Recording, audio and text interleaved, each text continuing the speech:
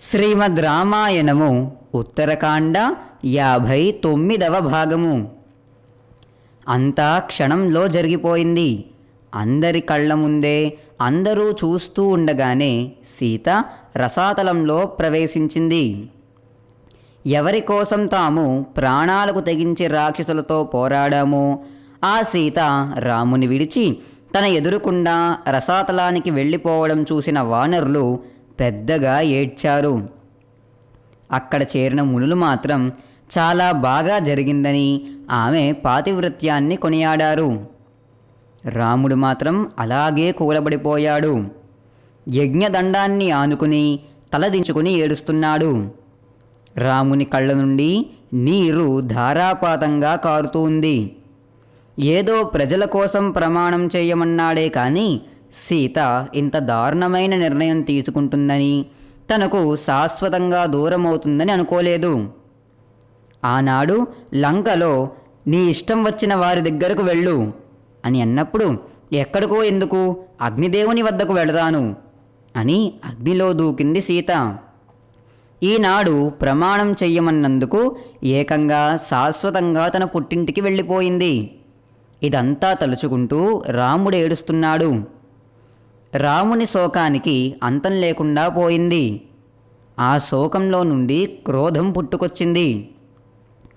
నా భార్య సీత అపర లక్ష్మీదేవి నేను చూస్తూ ఉండగానే రసాతలానికి వెళ్ళిపోయింది.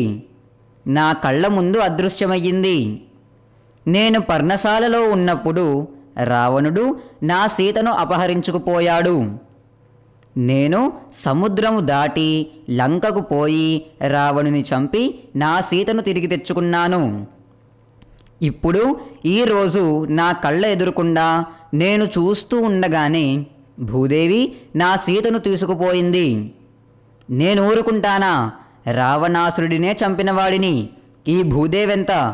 ఓ భూదేవి, నా సీతను తిరిగి నాకు ఇవ్వు, లేకపోతే నేనేమిటో నా పరాక్రమమేమిటో నీకు రుచి చూపిస్తాను. ఒక విధంగా నీవు నాకు కన్యనిచ్చిన తల్లివి, అనగా అత్తగారివి. నా సీత నీ నుండి పుట్టింది కదా, నా సీతను నాకు తిరిగి ఇమ్ము, లేదా నాకు కూడా దారి ఇమ్ము.